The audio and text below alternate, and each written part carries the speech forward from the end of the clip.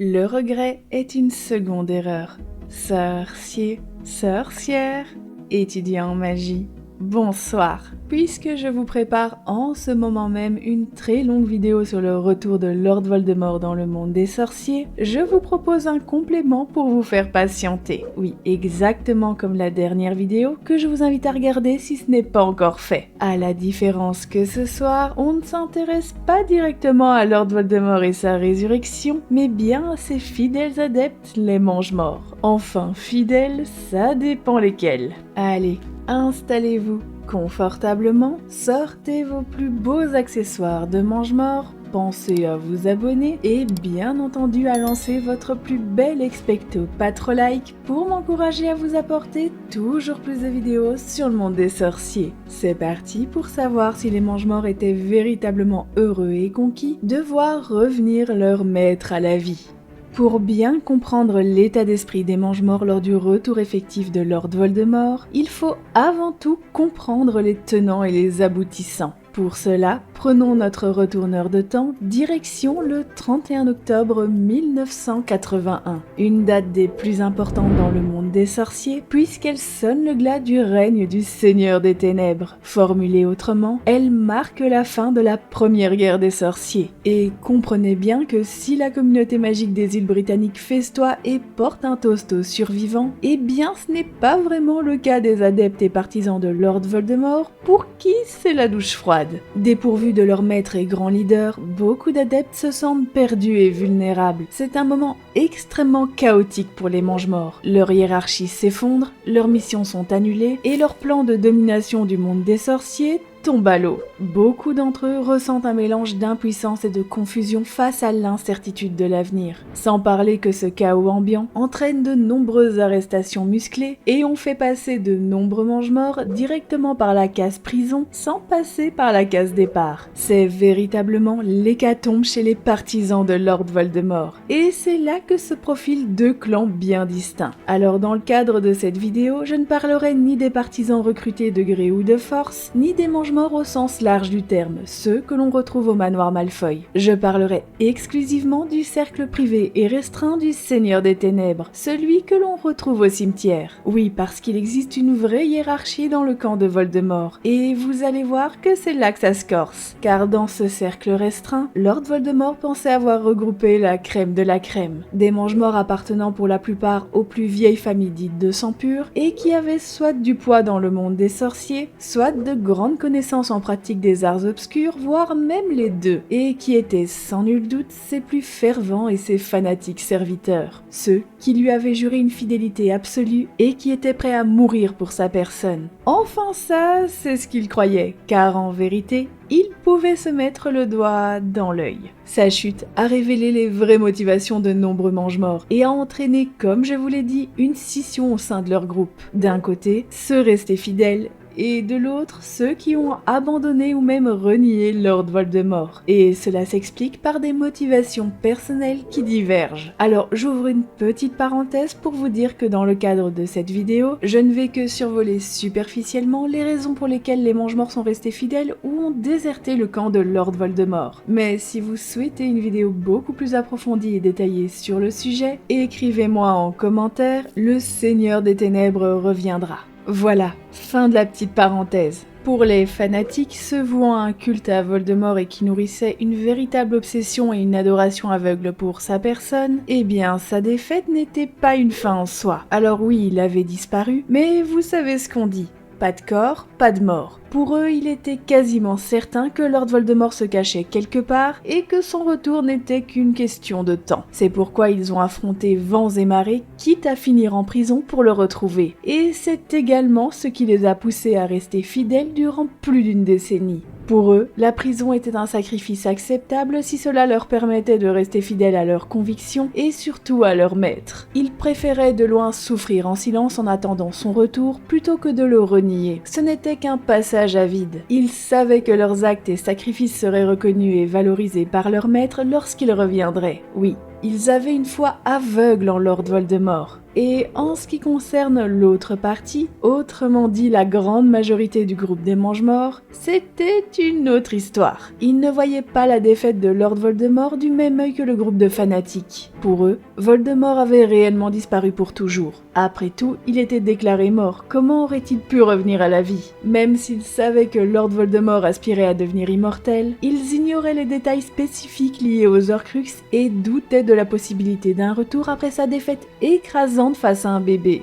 Pour eux, il devait exister un pouvoir qui surpassait celui de leur maître et qui l'avait anéanti. Et ça, il faut le dire, c'était un choc terrible pour les Mange-Morts. Ils étaient dans le désarroi le plus complet après la disparition brutale de leur maître qu'ils considéraient comme invincible. C'était la grande désillusion. Ils avaient totalement perdu foi en Lord Voldemort et ont jugé préférable de tourner la page en réintégrant la communauté des sorciers et en se fondant dans celle-ci pour récupérer une vie à peu près stable et se préserver ou préserver leur famille de toute représailles judiciaire et communautaire pour leur affiliation avec le Seigneur des Ténèbres. Il était évident pour ces Mange-Morts, ceux qui avaient rejoint les rangs de Voldemort pour obtenir prestige et pouvoir, qu'il n'y avait plus aucun intérêt à se trouver du côté du Seigneur des Ténèbres après sa défaite. Il n'y avait rien de bon qui les attendait, et ça ils le savaient pertinemment. L'instinct de survie a donc parlé, et ils ont de fait changé leur fusil d'épaule. La peur de la prison ou de la condamnation à mort a poussé ces Mange-Morts à collaborer avec le ministère ou à montrer patte blanche pour redorer leur réputation et possiblement réintégrer la communauté des sorciers l'air de rien jusqu'à leur procès. Cette réintégration n'était pas forcément sincère, mais elle offrait une chance d'éviter la condamnation à perpétuité et la possibilité de mener une vie plus stable. Et quand arrivèrent les procès, eh bien, comme vous le savez, beaucoup ont prétendu être sous l'emprise du sortilège impardonnable qu'est l'Imperium pour nier leur affiliation consentante avec le Seigneur des Ténèbres et éviter toute poursuite à leur encontre. Pour ces Mange-Morts, renier leur passé était le meilleur moyen pour se distancier de leur vie de partisans et se reconstruire une vie plus paisible aux côtés des leurs plutôt que de croupir en prison pour un sorcier mort et disparu. Et c'est là que la question se pose. Est-ce que les Mange-Morts du groupe le plus restreint de Lord Voldemort, ceux supposés être les plus fidèles et dévoués partisans, étaient véritablement heureux de le voir ressurgir du néant?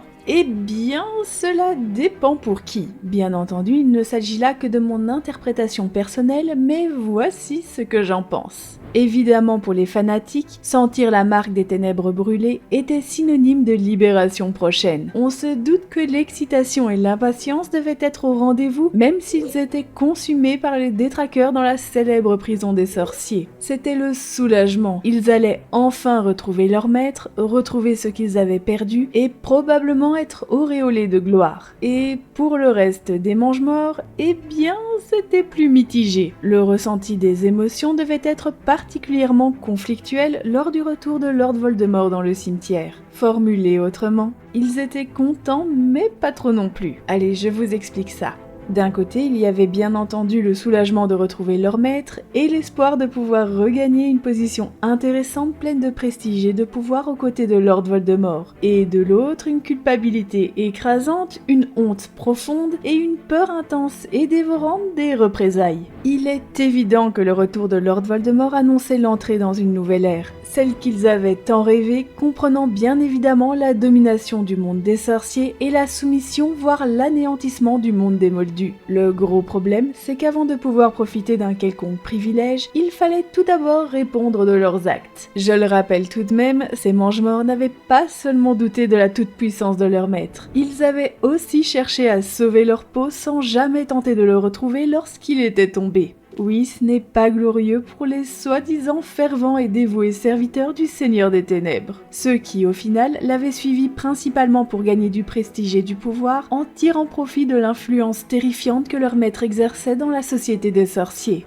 Évidemment, cette grande trahison et cette absence de loyauté durant les 13 années écoulées n'allaient pas être sans conséquences puisqu'il y avait peu de chances qu'elle échappe à Lord Voldemort. Ils savaient que s'ils survivaient à cet entretien dans le cimetière, rien ne garantissait que Lord Voldemort n'allait pas leur faire payer le prix fort plus tard. Voldemort était connu pour être rancunier et cruel envers ceux qui l'avaient déçu, et qu'il était capable d'abattre son terrible courroux à la moindre infidélité. Les Mangemorts étaient bien conscients que leur survie future dépendrait de leur degré de dévotion et des actes d'adoration qu'ils mettraient en œuvre pour servir leur maître. Ils n'avaient pas d'autre choix que de se racheter. En se consacrant totalement à leur maître et en démontrant une obéissance sans faille, ils espéraient que Voldemort leur pardonnerait, bien que cela soit loin d'être garanti. Par contre, ce qui était garanti, c'est que le retour de Lord Voldemort provoqua chez les Mangemorts beaucoup de doutes et d'incertitudes quant à leur avenir, car évidemment réendosser son rôle de Mangemort, c'était aussi reprendre les obligations et toutes les choses peu agréables qui allaient avec. Il ne faut pas oublier que 13 années s'étaient écoulées, c'est énorme. Les Mangemorts, qui étaient dans la vingtaine à l'époque, étaient désormais trentenaires, voire même quarantenaires, et pour les plus âgés, je n'en parle même pas. Forcément, après tout ce temps, certains avaient fondé une famille et leurs objectifs de vie avaient significativement changé. Si dans leurs jeunes années ils se battaient corps et âme pour leurs idéaux et les terribles desseins du Seigneur des Ténèbres avec ardeur, eh bien maintenant ils se battaient principalement pour leur confort, leurs propres ambitions de vie et leur famille. Donc autant vous dire qu'ils ne devaient pas être très enthousiastes à l'idée de faire à nouveau des missions et de devoir se battre après avoir passé 13 ans dans leur confortable canapé. Sans oublier que durant ces 13 années, beaucoup ont refaçonné leur image dans la société. Les Mangemorts savaient qu'en s'associant à Lord Voldemort, ils entreraient de nouveau en conflit avec le reste du monde des sorciers. Cela impliquait une possible perte de leur statut social et l'instauration d'une traque constante par les Aurores et l'Ordre du Phénix. Autrement dit, les Mangemorts allaient désormais devoir rester constamment sur leur garde et lutter pour leur survie. Autant vous dire que niveau confort et sécurité, eh bien ils pouvaient faire une croix dessus. Cependant, il gardait tout de même l'infime espoir que cela serait pour un mieux, même si à ce moment précis de l'histoire, cela représentait vraiment une maigre consolation. Sans parler que le retour de Lord Voldemort annonçait très probablement le déclenchement d'une seconde guerre des sorciers. De quoi faire douter les partisans de leur capacité à rester en vie durant cette deuxième ascension et développer la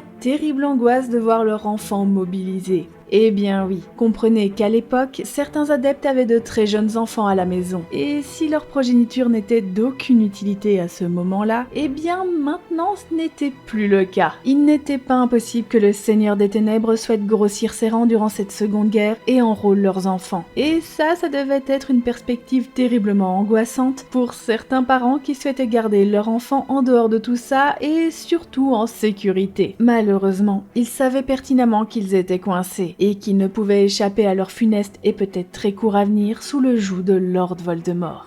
Pour conclure, si les fanatiques étaient très heureux de voir revenir à la vie leur maître, ce n'était très probablement pas le cas de beaucoup de Mangemorts. Même si ces derniers pouvaient possiblement espérer une vie meilleure et en accord avec les idéaux sous la coupe de leur maître, il est fort probable que beaucoup craignaient de perdre au change. Et voilà, j'espère que cet épisode vous a plu. Je tiens à remercier mes préfets en chef pour leur contribution et leur loyauté sans faille. Je tiens d'ailleurs à remercier mon préfet en chef pour son don magique. Je l'ai déjà dit, mais mes préfets en chef sont vraiment des sorciers formidables. Et je leur dis à très bientôt pour leur surprise exclusive. Et bien entendu, je remercie également mon fidèle donateur qui encore une fois m'a apporté son soutien sous la dernière vidéo. Sans oublier que je souhaite la bienvenue à mon nouveaux membres. N'hésitez pas à vous abonner, à partager la vidéo à vos amis sorciers et à lancer avant de transplaner votre plus bel expecto patro-like pour soutenir la chaîne. Je vous dis à très bientôt pour d'autres vidéos. D'ici là, prenez soin de vous et des autres.